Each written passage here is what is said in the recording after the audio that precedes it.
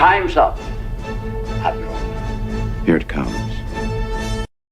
Chevron 1, coded.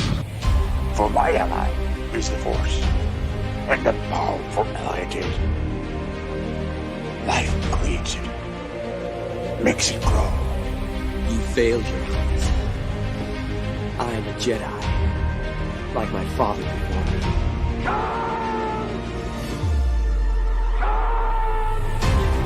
Cry havoc, and let's set the dogs of war.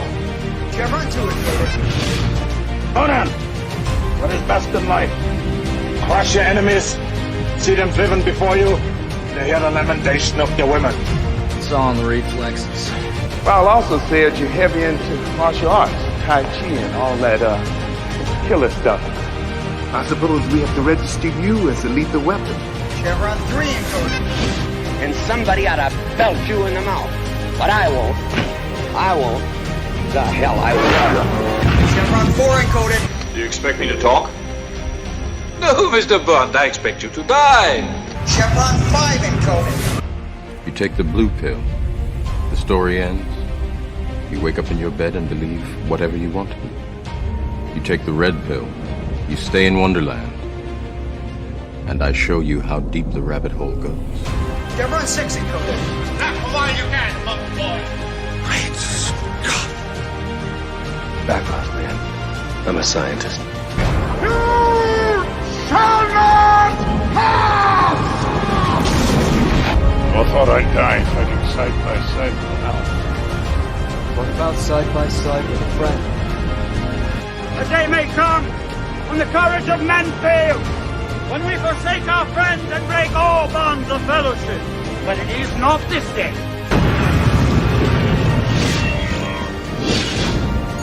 Chevron 7 is locked.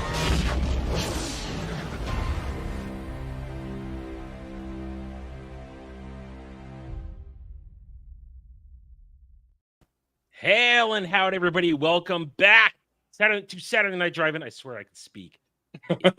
On occasion. I'm starting off great. Now, listen, all right, fine. Boomer count. Go ahead. Just do it. Fine. I already started the stream at the wrong time earlier. Whatever. Fine. Hi, everybody. Welcome to Saturday Night Drive-In, where we sit back, relax, take our time, and enjoy movies because, you know what, by this time of the week, we earn it. Sit back and just have fun. Take a break from the garbage out there and just have good discussions. And considering Jed didn't regale me with, what did you make me watch before we got on the show, I'm pretty sure it's going to be a normal conversation today because, Joe, you got to understand, whenever I show him something he doesn't like, I get the, why did you make me watch this? Why did you do this to me? Why do you hate me? And I go, why do you hate my childhood whenever I respond to that? Because your childhood was wrong if the legend was the hallmark of it. Hey, Tom Cruise can make a good movie and it was fun. All right. You just have no soul. Anyway, welcome one and all.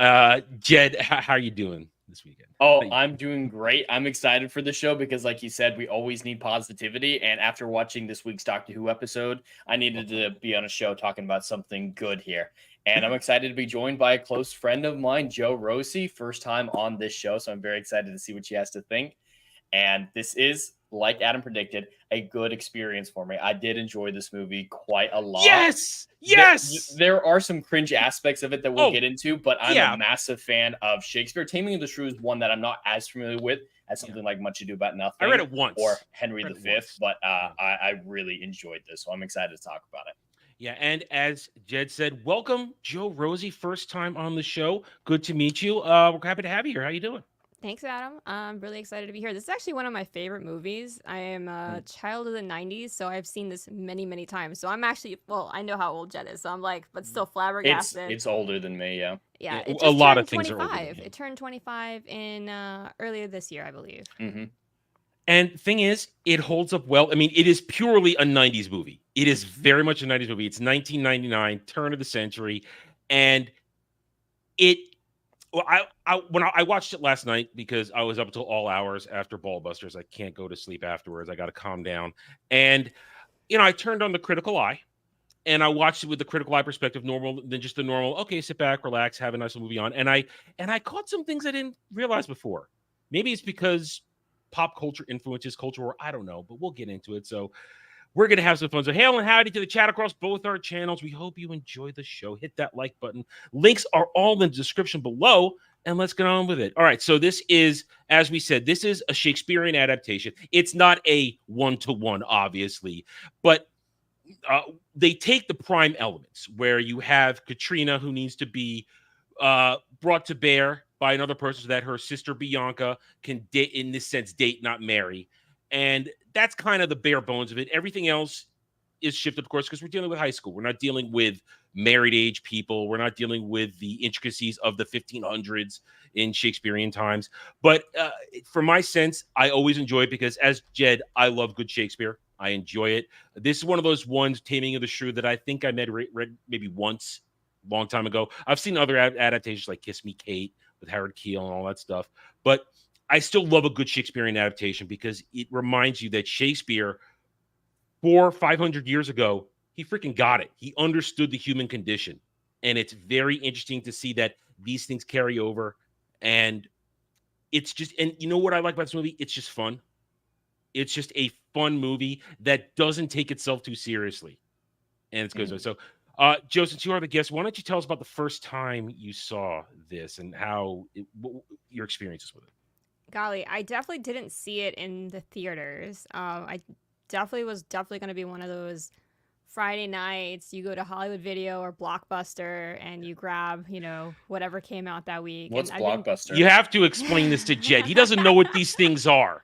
Where some of us, we would spend torturous hours standing there with other people going, what are we going to watch? I want to watch this. No, we're not going to watch this. Yes, no, we're going to watch this. No, we're not. Let's compromise. Still do that. We still do that nowadays, but just on Netflix. I mean, I would literally scroll through Netflix with, my roommate, and both of us go back and forth like, what are we going to watch? Do you want to watch this? No, I don't want to watch that. What about you? Do you want to watch this? No, I don't want to watch that. So, yeah, same thing except with physical copies and then arguing the pros and cons of something.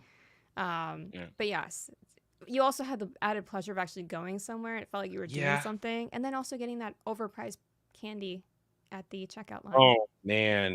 It's like, hey, we're going to give you it looks like movie theater stuff. You want to get this? It's going to make you feel like you're at the movie. Yeah.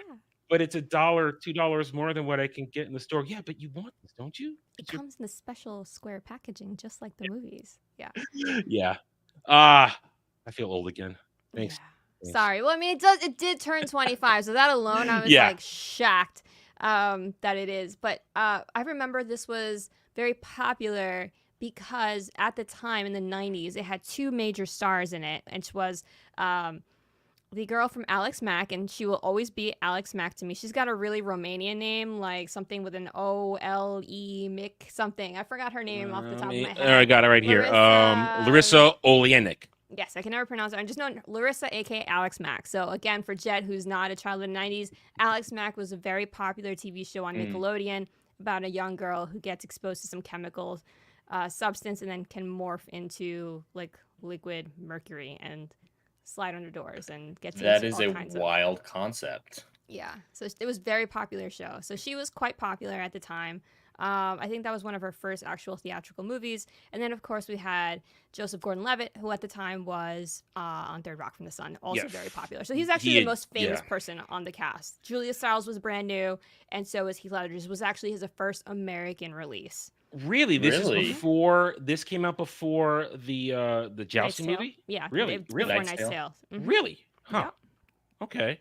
All right. I thought this was after Knight's Tale. No, this was actually his big break in America, supposedly. He had been doing some like local theater, local movies, local TV shows. Well, he'd done the show Roar. He had done the show Roar, which is when I first saw him on TV, and I actually liked that. He only had one season. But this was his first movie. Yeah. Yeah.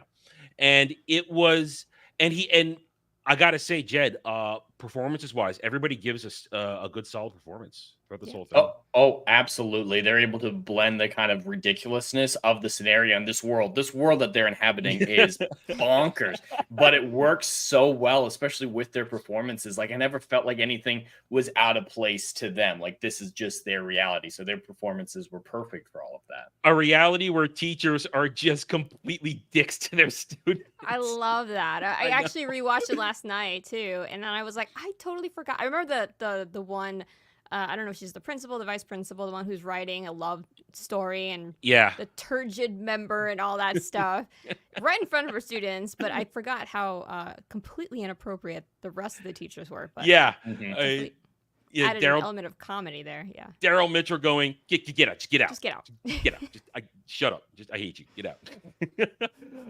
But it adds to the humor. And Jed, that's a good thing because let's be honest, Shakespeare, when he's doing his comedies, it's supposed to be a little otherworldly. It's supposed to get a feel of it's the real world, but there's something just slightly off. Well, that also helps, in my opinion, in Shakespeare, make it feel timeless because people have made adaptations of Shakespeare plays into every genre, setting, and time period under the sun because the words, the people, the human condition, like you said, is so universal in his stories that we don't need exactly, late 1500s Britain to understand what's going on. We don't need to see that necessarily. And I think that's why he's carried on through history so well, is it's just timeless. Yep. And it works. And so let's go through the basic idea here now. So what we have here is the basic idea of Taming of the Shrew. Bianca wants to date. She's a sophomore in high school. She wants to enjoy the thrills of young love and all that stuff. But her father, Dr. Stratford, I'm just calling him Dr. Stratford because I forget his first name. He has the rule that she cannot date unless Kat dates. Or I think they changed the rule to that. I got that wrong. Yeah, it was initially you can't date until you graduate. And then as a joke, he changed it to when your sister dates, you can date because he thought that would be never. Yeah, because in the original thing, it's Bianca can't marry until Katerina marries. That's the original concept. Which, so they just I think that change does make sense for it. There's a tiny plot hole in this. Is she talked about in her freshman year later on that she did date. She dated Joey or whatever the bully's name was. Yeah. And she has dated before, so that rule was already null and void. But I think they go to a good enough job to explain is she dates again or something like that. I'll explain why there's not a plot hole because basically her father, I think, has gone through some trauma because their mother left. And they said that Katerina dated this Joey character and slept with this Joey character, mostly because she was traumatized about her mom just leaving then. So I think the rules of dating went really into effect once mom left the picture. It's implied, I think, that she left for someone else.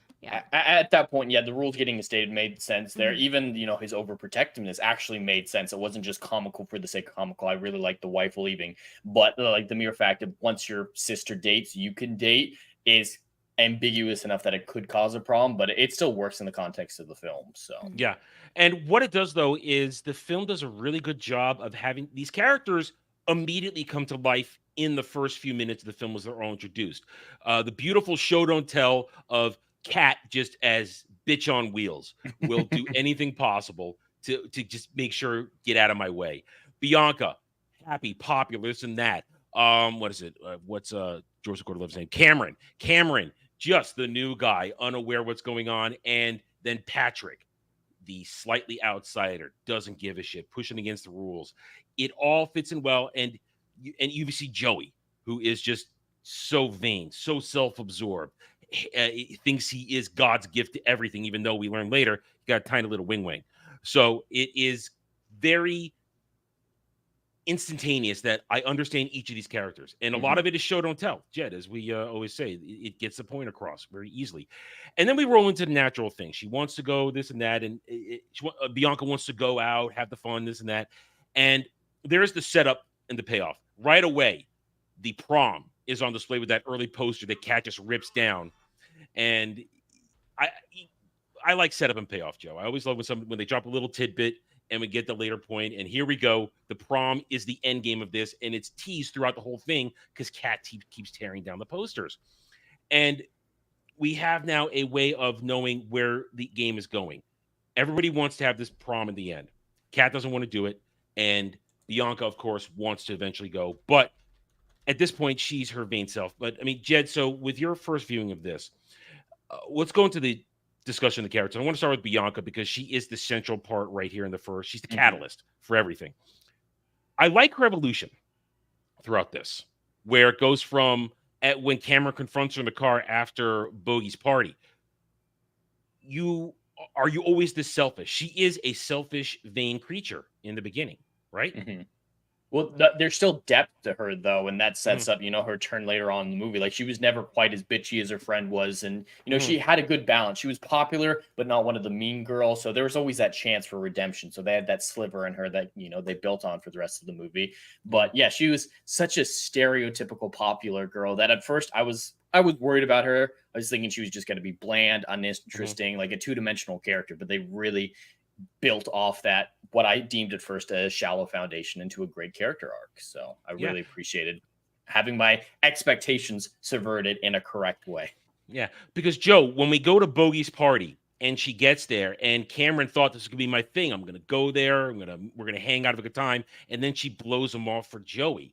But then she gets that look at Joey when he's just kind of posing. She figures it out on her own, like nothing really had to happen. Like Joey didn't have to do anything. I am so sorry. I thought I turned off. It's okay. She didn't really have to have him do anything. I was, the first time I watched it, I was like, oh no, she's gonna get into a situation and then like have to find out the hard way. But she just figured out on her own, just by simple observation. Yeah, this guy is a douche canoe, and then started realizing the value of Cameron, on her own, which I think was also a great, unexpected character arc for her, showing her depth, showing her growth. And I mean, we started out with her not even being able to get his name right, which I think was my favorite part of the beginning of it. Just I forgot how many C names she came up with, but never actually able to remember Cameron until finally you see them becoming closer, doing the investigation together, going into Kat's room and doing all that. So they become, you can actually see their growth of their relationship.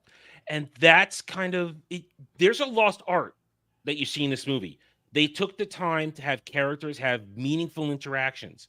Now Cameron is smitten from the moment he sees her, and that's Shakespearean. Love at first sight. I'm going to go into this, and we're buying into it because we know it's also a romantic comedy. So we're pushing that little bit aside, but he's immediately smitten. He gets hooked up with the, what's his name? Shit, let me get it right here. He gets hooked up with Michael, the AV nerd who has been ousted from his, what are they called? His business. Yeah, business the future MBAs, I think is what they MBAs. That was future he MBAs. got ousted for wearing shirts from an outlet mall. That's 90s. Jed, you wouldn't understand this. Back then, people really cared where you bought your shit. They really cared back then. It didn't matter. Now it doesn't matter. Then it was like, oh my God, you bought this there. Are you kidding me? And so I liked Michael even earlier than that introduction. I love the moment where what's his bucket? Joseph Gordon-Levitt's like, oh, I always thought the weird nerdy AV kids showed us around. Then that second AV kid walks up and Michael just like shoves him and was like, who's Michael? I have no idea who you are, whatever. And that's when I'm like, all right, I'm gonna like this character. I'm gonna enjoy him. And he has his own little arc is great. He kind of maintains his own little thing about being seeking the popularity, but then the almost randomness that he hooks up with Kat's best friend. It's so small, but it's good. But you know why it's good? Because in their little roundabout thing there, that's the shout out to William Shakespeare. It's like, hey, we're going to honor Shakespeare in this tiny, small way. And I appreciate that. It's not much, but I appreciate it. And it's also pairing off of Kat's best friend who goes along with Kat on all her missions, stuff like that. But she clearly wants the normal girl stuff too. She wants to be wooed. She wants to have romance, and she really wants Shakespearean romance, and she gets into it. And that's kind of where I want to take this next. The fact that let's look at Kat. Kat, one of our will we call her the central protagonist, or is I would say she is. Yeah. It's either her or Joseph Gordon-Levitt. Yeah. Kat is our central protagonist, and this really is about her journey from, I want to say, and I realize this movie's actually pretty based when you think about it. Oh, I was going to bring that up. It's way more relevant these days than then because, the type of shrew that Kat is unfortunately incredibly common these days. Yes, the ultra feminist. And she turned herself into it because she didn't want to go with the flow. She didn't want to be a part of a hive mind. And that's an interesting thing. But then becoming the feminist, now it's you're angry at everything, angry at men. But what I love about this is that feminism was defeated by love. by just wanting somebody in your life. And I never picked that up before. Maybe because I haven't watched this in a while. Or Well, actually, and I did watch because it it's not earlier what this year. you'd normally think, besides Yeah. the context applied to it by current entertainment. But when it came out, I'm sure no one was even thinking that. Of course not. And the thing is, you have Heath Ledger's Patrick. He is in no way broken down. I mean, Joe, as a girl, obviously as a girl, do you appreciate the fact that they managed to put both Kat and Bianca as strong characters without breaking down either Cameron or Patrick? I do. And what do you mean by breaking down The their characters? removing their masculinity completely. Oh, of course, absolutely. Yeah. I absolutely hate the fact that that's like now it's a necessary thing in modern day movies where you have to completely just like to be girl power-esque, you have to like break down the patriarchy, which is actually kind of in line with what Kat would probably like. She only likes girl rock and she wants to go to Sarah Lawrence, which, by the way, random tidbit of information in the way the world works. One of the cast members actually did graduate from Sarah Lawrence College, and it was not Kat. It was actually Bianca's actress, Larissa, went to Sarah Lawrence, which I just think is so funny. I was just like, that's so random. But anyway, I digress.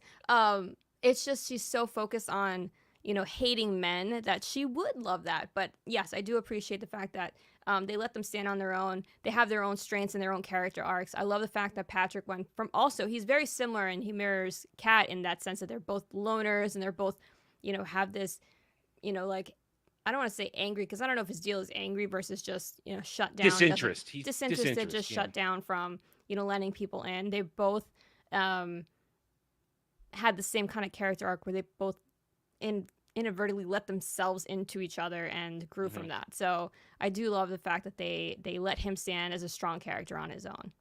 And that's why we appreciate solid story writing, because you have, and even at the final moment, and as I said, we're going to skip around here. The boundaries are down. At the final moment, at the prom, where Joey confronts Cameron when he discovers that he brought Bianca there, and they get in a fight. Now, Joey sucker punches Cameron. Cameron's about to stand up for his girl. He's like, oh, you can't talk to her like that. And he looks away, and then Joey sucker punches him. But then he's on the ground, just dazed. And then here comes Bianca, and she gets the punch for my sister, and then, she knees him in the balls. That's how it works. Some would say, oh my God, how can you talk about women beating up men all the time? Why aren't you angry at this? Because one, she sucker punched him, and then she did what you're supposed to do when you're a girl half the size of a dude. You knee him in the balls. That's what you do. That's the great equalizer. Jed, you're muted. And the writer in me prefers this decision as well because she definitely had the better motivation to do it. That's what I was thinking. Like, Joseph Gordon-Levitt only had a couple scenes with Joey, and they weren't all that confrontational. Yeah, he didn't like the guy, but it wasn't like they weren't building up to this having a big character moment for him. They weren't building up that he was a coward either who needed to stand up for himself. Like, he stood up to the girl in the car and said, oh, have you always been this selfish? Like, it was never a matter of him growing up. It was never a matter of him having this conflict with Joey. She had the story to overcome something with Joey. So it's completely justified from a writing perspective, at least in my opinion as well. Because they had just set it up with Gabrielle Union's character in the bathroom. Oh, their whole plan was to have him bang you tonight. That was his whole plan. It was never anything but that. And I would assume to hear that, I mean, no one's ever said they've wooed me just to bang me. I mean, I feel left out about that. But I would assume it would be like, wow, okay, screw that. And then to come upon the scene where he just sucker punched your date. And that's a great point. She has way more investment in getting those licks in than even Cameron does. And Cameron was doing the masculine thing. You just insulted her. I'm standing up for you. But he got sucker punched, which happens. You get sucker punched. Real quick, Biggles Mets member message for 12 months to Jed. Jed, I'm a little hurt you didn't ask me to talk about one of my favorite movies. Well, he actually quoted it in the chat earlier. I was actually surprised he knew it verbatim. Well, if I would have known, I would have invited you, man. I'm sorry I didn't know. Well, he says you're forgiven. He loves you. He does. I'm not doing it. What am I not doing right, Biggles? I'm not doing it right. Hey, listen, I do the best I can. Anyway, and then I like, as we mentioned, Patrick, for his fault. I mean, Patrick does have the fault. He did this for a job. He got paid to do this, and he did lie to her face after the paintball date, where he said, why are you doing all this? And it was a half lie. He does want to be around her because he has fallen for her, but he did get paid to do it. Yet he doesn't, as I said, he doesn't get emasculated in that moment. It's a straight up normal, I'm angry at you fight. And she's angry because she's hurt. Because let's jump back. Let's get in the Wayback Machine. Go back to earlier. We go back to let's go through Patrick and Kat's adventures together here. He first, it's the job. He's persistent. He's pursuing her. Hey, how you doing? He's putting all the moves on her, and her anti-everything radar and walls keep him at bay. But then once, as Joe talked about, when Bianca and Cameron go do the investigation in the room, and he goes to the club, that's when suddenly she's intrigued, and he gets his way in. And from that point on, even though he's getting paid, he behaves like, and it's a shock, he behaves like a gentleman. Oh, he's a gentleman because, I mean, Joe, when she is drunk after the whole party and this and that, he cares for her in that moment. He doesn't take advantage of her. And then she wants to kiss him, which suddenly is like, whoa, wait, Kat is showing romantic interest in him. And he turns away, and not kissing the girl when she's shit-faced like that. That's the gentlemanly thing to do. Absolutely. It was definitely, I think, all little girls or teenage girls when he was so gentlemanly and cared for her and wanted to make sure she wouldn't fall asleep. And it was just like, I remember I didn't even like Heath Ledger. Like, I didn't think he was that cute, but I was just like, I got all the butterflies. And I totally get it, though, why she got pissed. It's like a woman scorn kind of thing. But led to the fantastic scene that allows them to reconnect romantically, and kind of the equivalent of the boombox for him, you know? Yeah. And Jed, this is where we talk about, it's cringe, but cringe in a good way. The I Love You Baby band scene. How did you feel when that happens? Because I'm thinking Jed's going to be either going, what the fuck is it going? Okay, I get it. It was over the top, but it fit with the tone and style of the film. Of course, if it were a different rom-com, I would have mocked it severely, but it fit perfectly. I had a smile on my face through that entire scene, but at the back of my mind, I'm still like, how the hell did he get all this coordination done in an hour or two? Like, this is just insane. So there's still the logical part of me that's confused by it, but it was a very fun scene. And it makes you endeared to these characters because you realize, okay, he was told, sacrifice yourself on the altar of humiliation, get back in her graces.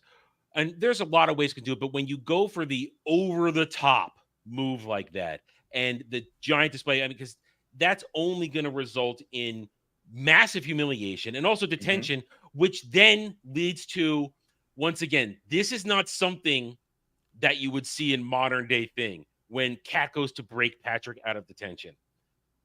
Nobody's getting away with flashing a teacher today.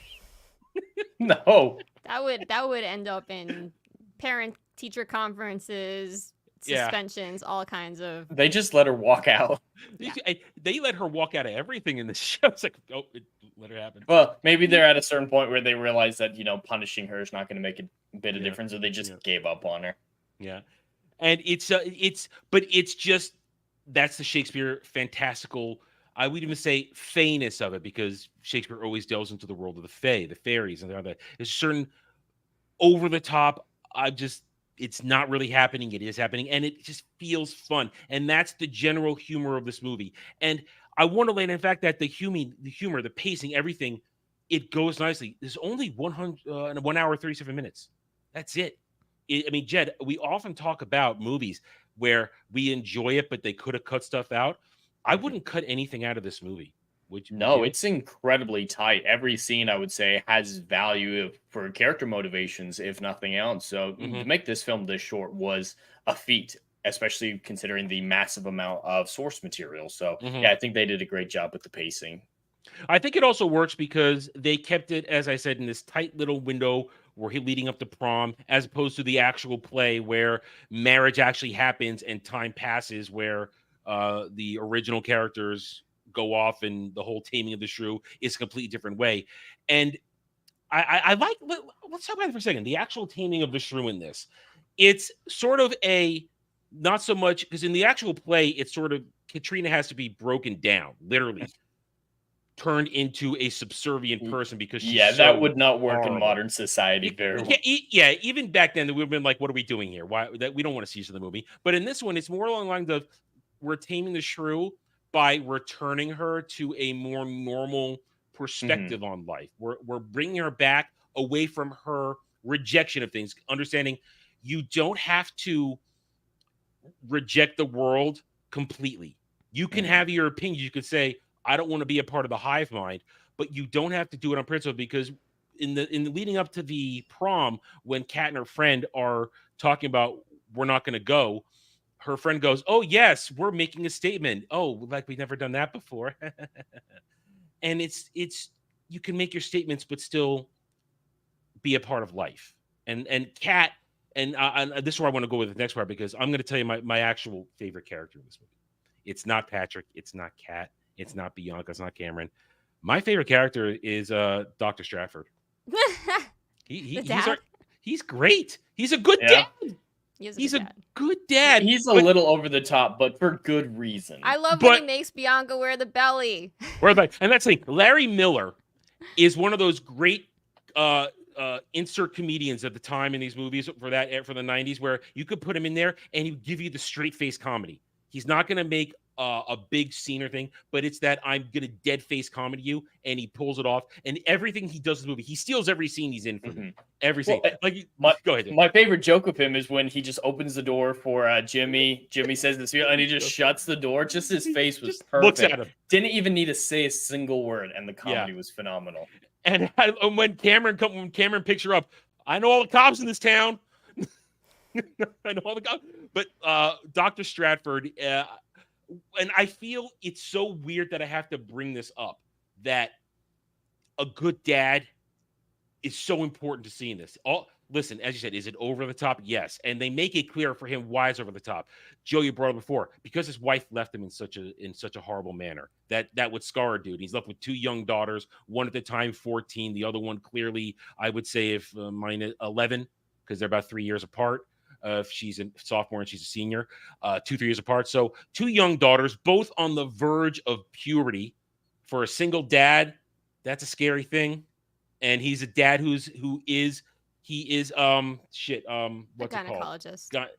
Well, no, he's a gynecologist. I thought he was a OBGYN. OBGYN. They're all together. Oh, it's all together? Okay. I don't know these things. I'm a guy. He's an OBGYN. So he is there watching teenage moms happen, and that scars him. So he's got all these warped versions of what's going to go on.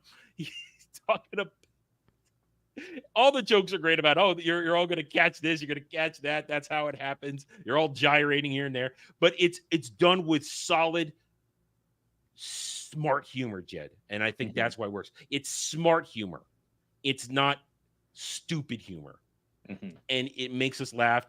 And even the stuff that isn't related to doors, like when he's working out and Kat comes to talk about something, maybe it was Bianca, and he has I think it was Bianca, and he loses the resistance band. It goes flying, and you hear a window crash, and they forget about it. And then at the end of the scene, it flies back into the jacuzzi. Thanks, Bill. It's nice. It's smart. It's clean. But in all seriousness, he's a solid character. And his final speech to Katerina about how he just wants to be involved in their lives. He wants to make sure that they understand what's going on, that they are prepared for everything. And he says, Bianca, let's play a few innings. You haven't needed me for a long time. And it's very difficult for a dad to kind of realize that, wow, I've raised her right, but she doesn't need me anymore. And it's a nice little compact monologue, but it's powerful. At least it is to me. And because it's heartfelt. And in that moment, they reconnect in that little bit of moment there. And it's a nice little wrap up right there. What he says, and I'm going to let you go to Sarah Lawrence, which was kind of the thing about that. And I honestly, the small fact, I got accepted to Sarah Lawrence when I was applying to colleges way back in the day. I didn't go because I realized, well, I don't want to go here. When I went to visit, I'm like, wow, I'm not going here. I mean, it But- would have had a very high percentage of women, so your chances for a date would have been yeah, but I might have gotten beaten down in certain other ways. So.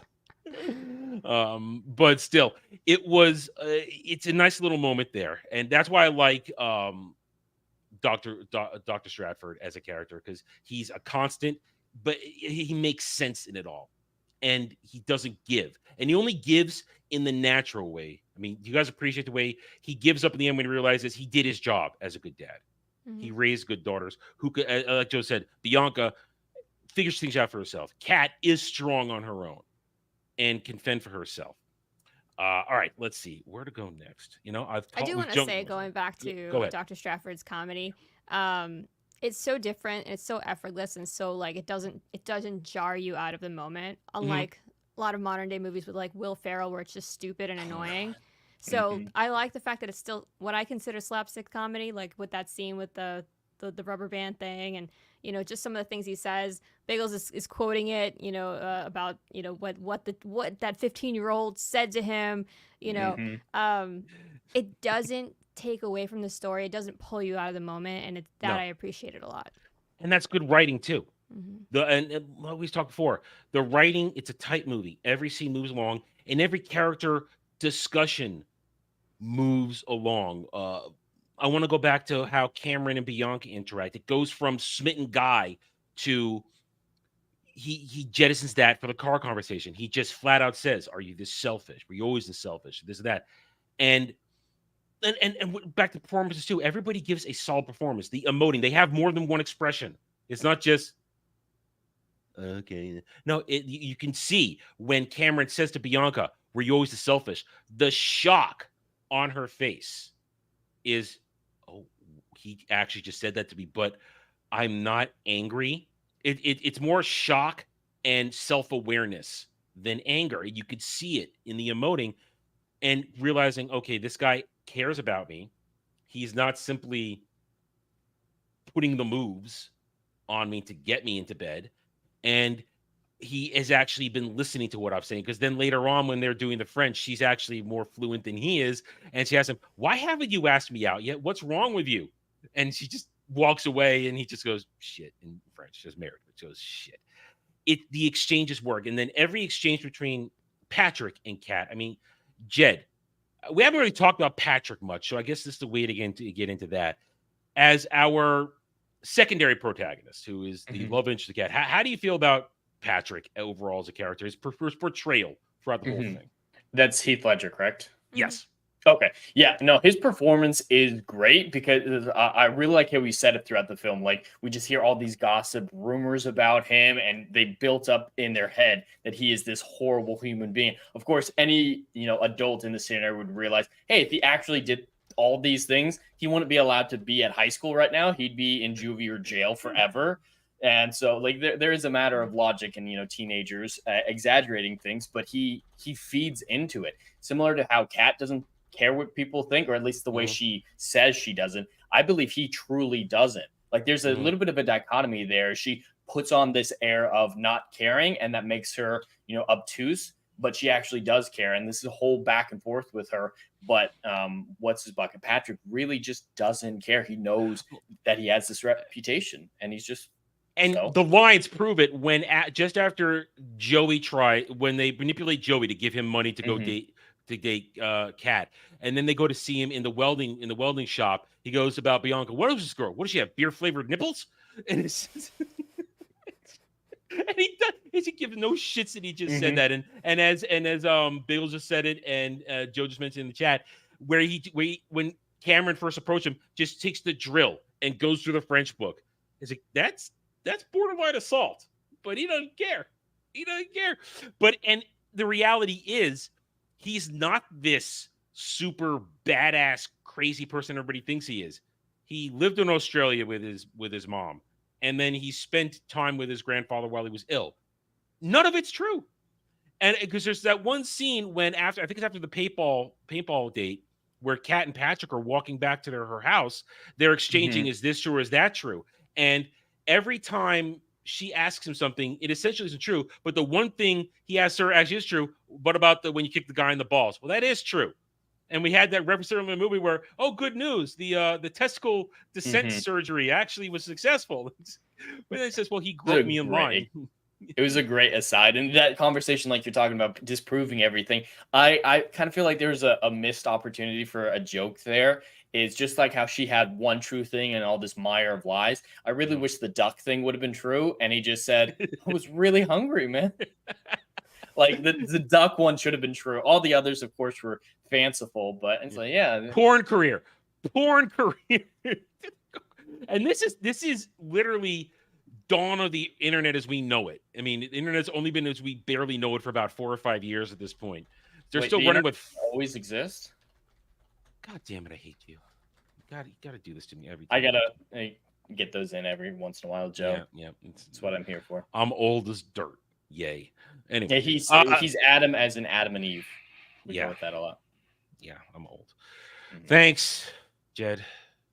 Anyway, all right. So we got Patrick's his whole presentation comes from. I mean, Joe, you said you're the hugest Heath Ledger fan at the time, but the character is likable in everything he does, even when he's just being a bit of a snide dude. He's still likable. He's charismatic. Is the very word. Charismatic. I think the first time that you see him actually kind of not just have that rough exterior, kind of just being him and Kat are very much the same. They have this rough exterior, they don't let people in, and then you actually start to see kind of like who they are on the inside. Is that scene when he's in the club? What did they call it? I forgot what the name of the club. Club Skunk. Club Skunk. But I love the fact that he's like, I can't be seen in Club Skunk, and the bartender's like, hey man, how you doing, Patrick? I'm like, okay. Wait a minute. Yeah. Yeah. So were you coming in here before? But when he has this look on his face of just like, like sees Kat as she really is, and that kind of affects him. I think that's the first moment you start to see him not just be this annoying kind of like jackass, kind of hard ass who actually has some depth to him inside besides, this exterior he puts up, this facade. So that's really, I think, the turning point for both him and Kat and their development of their relationship, as well as his development as a character. So, and it leads to that kind of moment where he will always take her in from a slight distance. And there are moments, that's the first time he takes a moment to really take her in, and it's from a distance. And then there are two more moments in the movie that I really like from a production standpoint.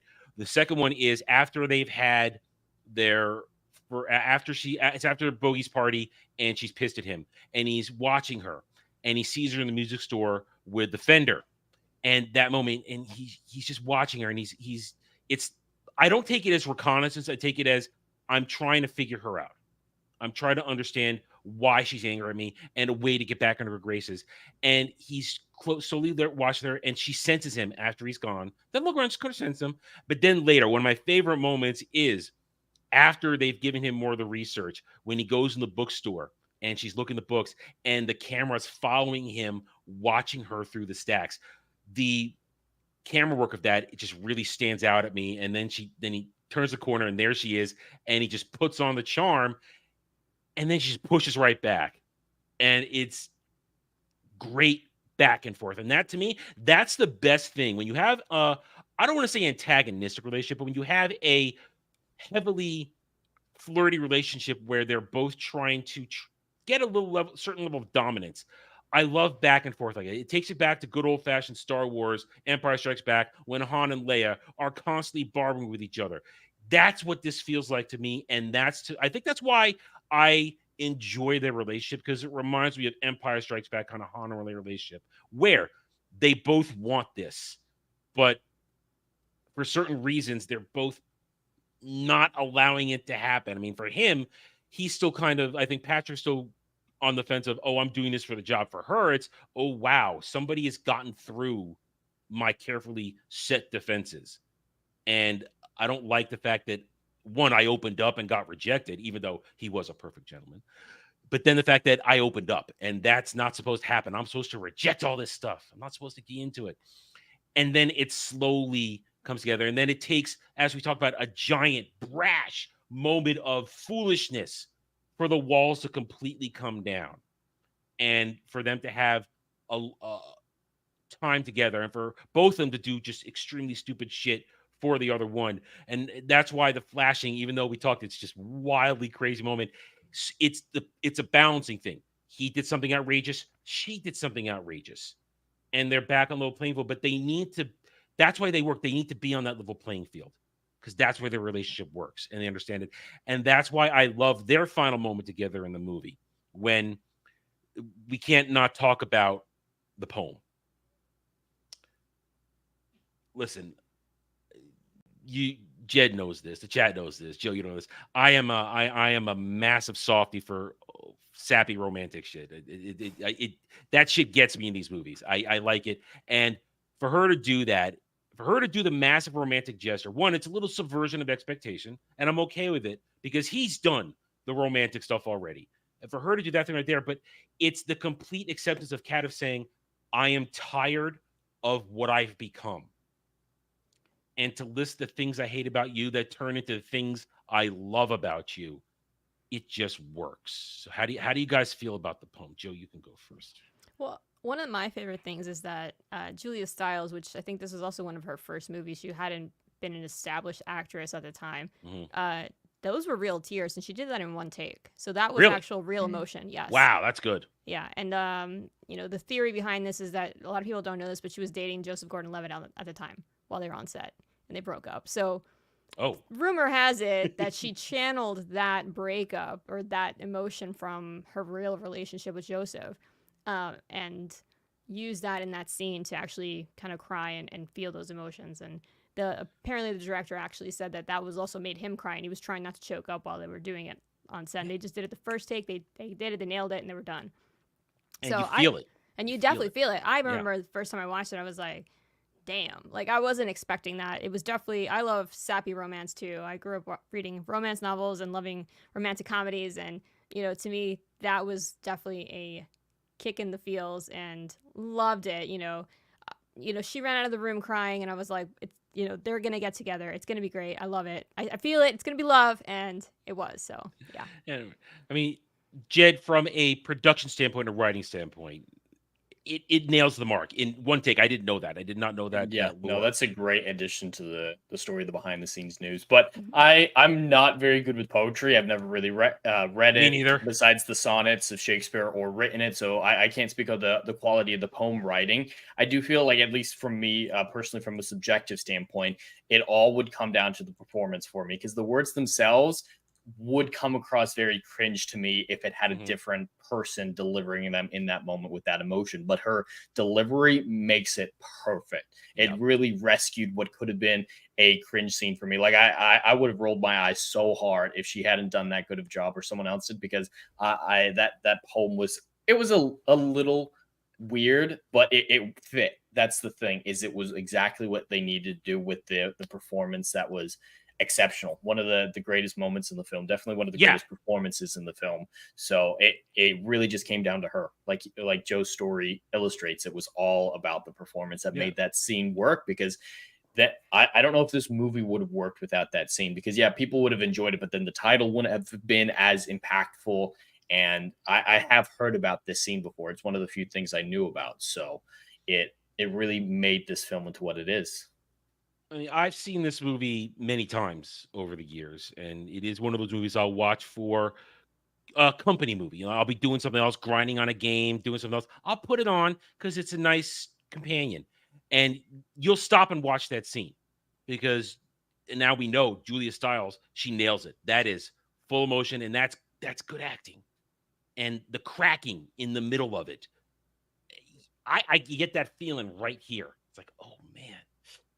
Ooh, and you could, and everybody else, you could see the discomfort of everybody else in the scene. It's like, okay. And so you feel the whole emotional range, and it nails it. And then you go to the final moment, and she goes out to the car. She's going out to the car, and there's the fender, and I love their final interaction. You can't just keep buying me an instrument every time you screw up.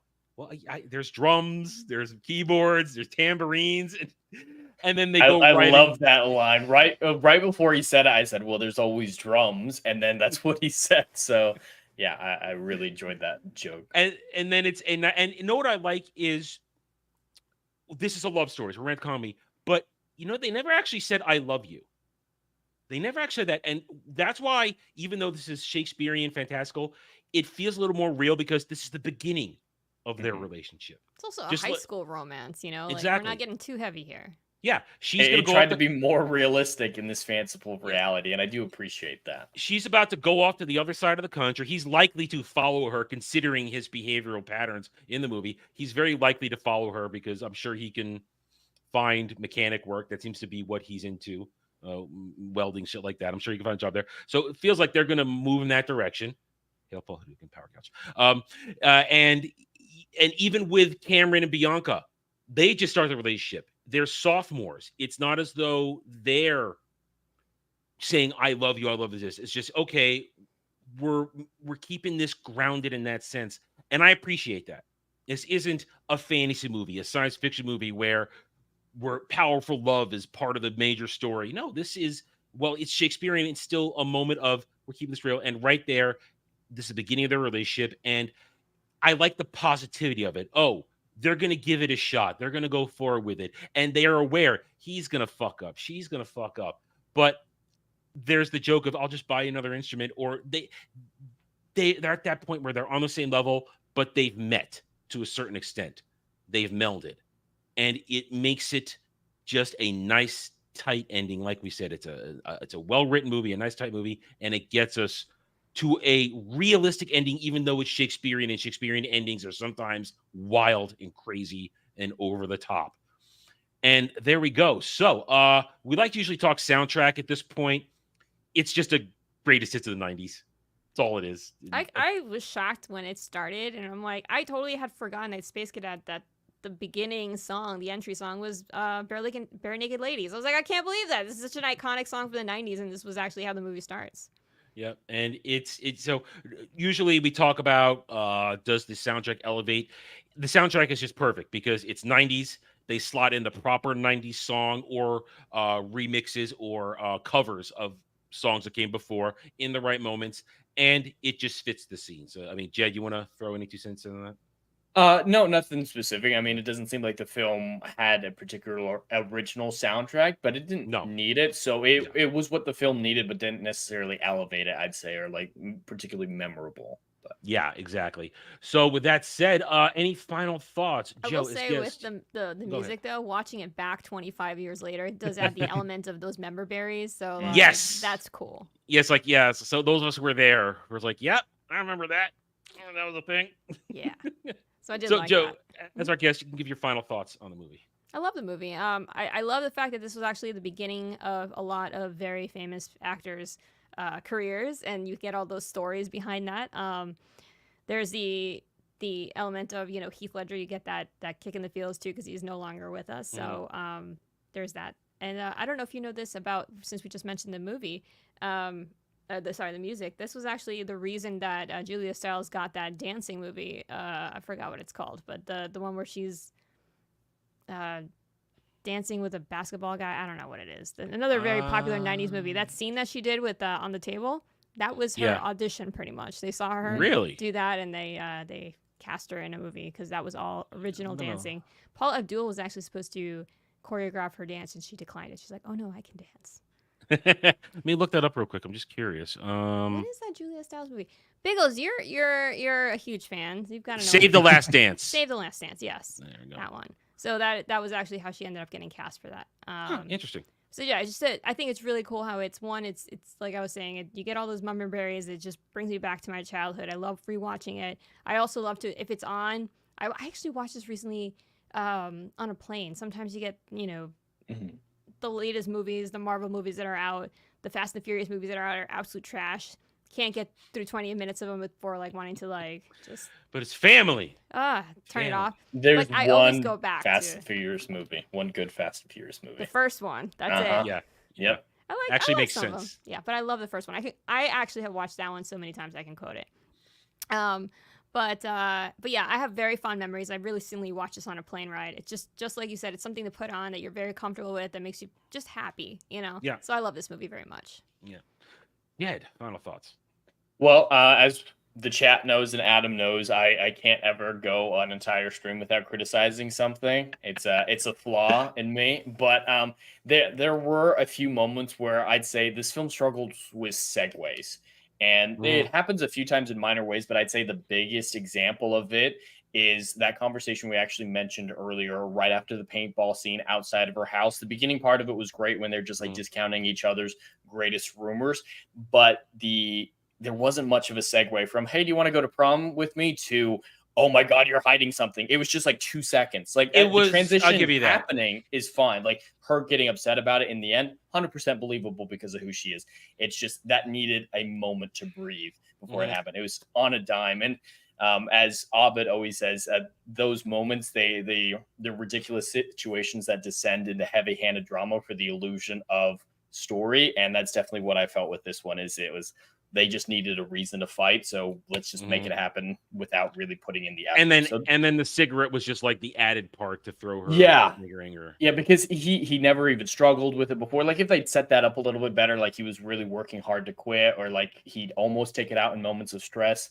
Like it was just that end to that scene just felt like a massive step down from the rest of the film. That was overall tight, even with the Shakespeare dialogue melding with high school shenanigan drama, and most of it blended well, but there were some moments where it's just like we needed a few seconds to breathe here for this segue.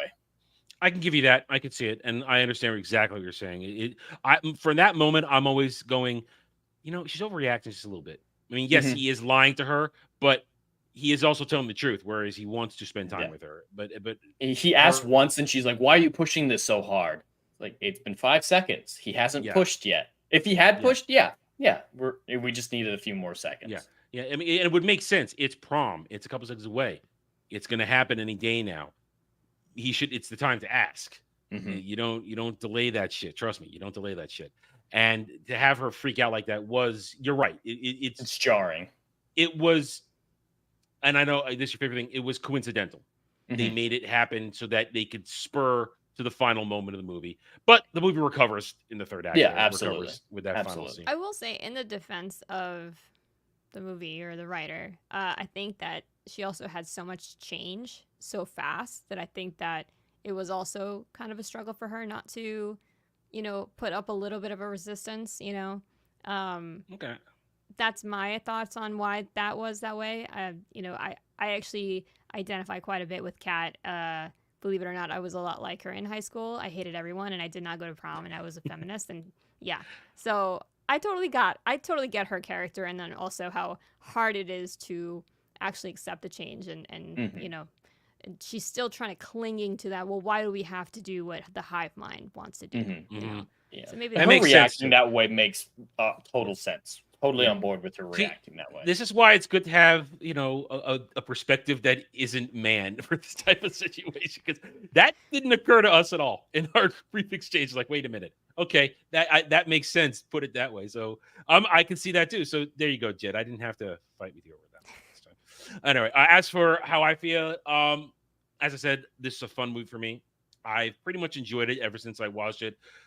Being a lover of Shakespeare, I like good adaptations, and it hitting the major points always makes a good Shakespeare adaptation for me.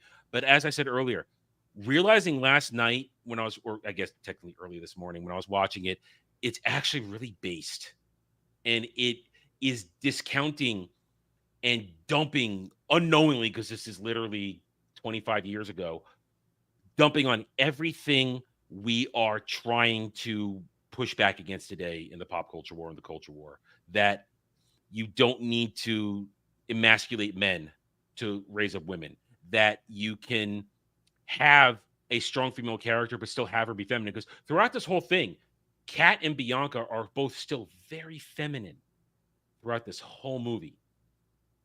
They still embrace their femininity, and you don't have to take that away to have a strong female character, and then you don't have to have MCU comedy writing writing can still be funny with deadpan comedy like that Larry Miller does, with some sight gags, with just interesting characters having interesting interactions, and a movie doesn't have to be bloated. 1 hour, 37 minutes. We're done. We had a good time. We enjoyed ourselves, and we have a good feeling when it's over. Because that's what matters. Are we smiling? Do we feel satisfied? Every time I finish this movie, I'm smiling. I feel like I just had a good time, and that's why we want to enjoy our entertainment. We don't want to be going, wow, did I just waste my 2 hours doing this? Did I just waste 3 hours doing this? Did I just feel like characters that I wanted to like were destroyed for the sake of an agenda or a point? No, you watch a good movie like this and realize, wow, they respected Shakespeare. They respected the lore. What do we always ask? Respect the lore. They respected the lore. They respected Shakespeare. The characters respected the tone, the themes, and everything. And you got something quality that 25 years later has stood the test of time. People still enjoy this as an adaptation of Taming of the Shrew. There we go. Okay, so let's give it score 1 out of 10. Joe, as our guest, you may have the honors to go first. Oh God, I'm terrible at scores. It might be influenced by the large amount of nostalgia, but I gave it a solid 8.0. Okay, 8 out of 10. It's my week, so I get to go before Jed. I'm with you. 8 out of 10. It's a nice, solid, fun movie. I'm never disappointed. There are, of course, some, as we said, little cringe aspects here and there, but they're forgivable because it's Shakespeare, and it's also the late 90s. It was a crazy freaking time, and it's just a lot of fun to be held. And all right, Jed, make us feel bad about our high scores. No, I am not here to make you feel bad. I think this film is genuinely well written with some great comedy to it that isn't at the expense of quality. Like a lot of times I've actually heard people say it's a comedy, therefore it does not need to be well written. This film I can now use as one of my examples of saying you can have well written comedies. It's not an excuse for laziness. And it's generally pretty tight. There are those moments, like I said, like the segues, a little bit of things go a little too cringe. And another thing I'll use this movie for is it is weird. Yes, it is wild, the setting and whatnot, but I don't feel like it's weird for the sake of weird. It actually builds upon what's there. It actually influences the plot and the characters. There's a purpose to the weirdness, and that's something I really appreciate. It's not just trying to be different and shock value. There was no shock value in the weirdness. It was incorporated in a manner that made sense. But of course, I do, I'm usually a little bit more strict than most people. So I'm going to give this a 7 out of 10. Hey, that's good for you. That is very good for me. We like that. We like that. All right. Thank you, one and all. Joe, why don't you pimp your wares to everybody in the chat on our way out the door here? Sure. You can find me on my YouTube channel, Real Joe Rosie. I'm also on Kick, also Real Joe Rosie, and all the socials. I mostly video game on occasion every week. And eventually we'll start my own show. Haven't figured out what I'm doing with that yet, but come find out with me. Give me a follow. All right. Yeah, it's always that moment. Okay, I want to do a stream, but first, what day? And then, what the hell am I going to do? What's my point? Well, I have a weird history. I came from politics and advocacy, and I'm not really. I think I'm burnt out on that, so I'm trying to move away from hard news. So I spent too many years getting extra degrees in government and administration, and I don't want to talk politics at all anywhere. Yeah. So I understand that completely. All right, Jed, you got anything else on this week besides what we're doing in an hour? We've got the show going on an hour, which you can pimp. Besides that, the other show we're doing tomorrow as well, and that week's show. But besides that, just regularly scheduled videos and live streams, Hollywood Scholar, YouTube, and Kick. All right. As for myself, as we just mentioned, in about an hour and a half, right here on my channel, right here on Jet's channel, maybe on Derby's channel, if he decides to come to work today, we got Doctor Who Cares reviews. It got gay last night. Very gay. It got really gay. It got really gay. We're going to talk about it. Join us there. Tomorrow, 2 p.m. Eastern, the roundtable where Jed, myself, Dre, and Dragon Lady will go over the week's events. It's Acolyte Week. Oh, boy. So much garbage surrounding goddamn Acolyte. And then other stuff where you guys are going to look at me. You're going to see me be sad tomorrow. I'm going to be sad. Dragon Age. Hurting my soul. But we'll get to that tomorrow, among other things. So thank you to Joe for joining us. I have one more thing to pimp. I totally space cadetted out. I'm It's fine. on tabletop tomorrow. This is my first. Oh. I have my character creation, and I completely forgot. I've been thinking about it all day. I'm like going between character classes, but yes, you can find me on tabletop tomorrow at 12 p.m. 12 whatever midday. Geeks and Gamers Tabletop. What are you yes. thinking about playing? It's I'm taking over or starting a new character in Strange Winds, so I'm leaning towards a spellcaster, but I have a really hard time with spellcasters because then you also lose a lot of strength. So I'm literally going between like the 4 classes. Plus, we're also doing a mashup. It's the new reformed version of Pathfinder, but they're doing a mashup with the sci-fi twist. So they're also pulling from other things that are not in Pathfinder. So it's going to be interesting. I've only ever played the Pathfinder video games. I've been out of tabletop for so long. I never did. The Pathfinder was out long after I was done. So I sort of know that, but just go glass cannon. Just go glass cannon. It'll make you feel better about not having strength. Just be like, okay, I'm going to one-shot everything on the field and we're done. Just go with that. It'll make you feel better. Yeah. Oh God, Jed, there was a D&D reference in Doctor Who. There was.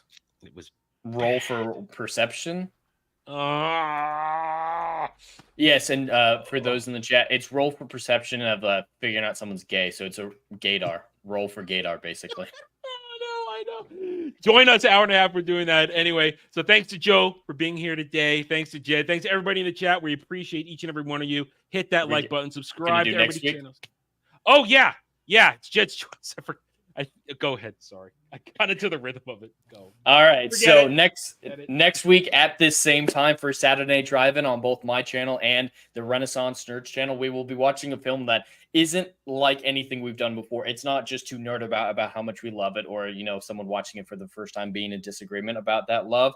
It's purely going to be, this is wild. Movies like this exist, and everyone's brains will hurt at the end of it, myself included. And I believe I'm the only one who's ever seen it. Adam hasn't seen it, hadn't even heard of it when I brought it up to them. No. I doubt many of the chat will have seen it either. But we will be watching the 2015 film with Ethan Hawke called Predestination. If you think Christopher Nolan's too complicated for you, your brains might leak out your ears if you watch Predestination with us.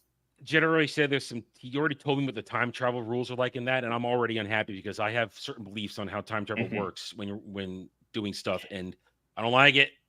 And it's one of those films that you can't really describe the plot without spoiling it, so I can briefly try. So it's about Ethan Hawke's time cop trying to stop a terrorist attack in the past. That's kind of what I can tell you. Anyway. All right, guys. Thanks, everybody. We'll catch you later. Until then, guys, take it easy.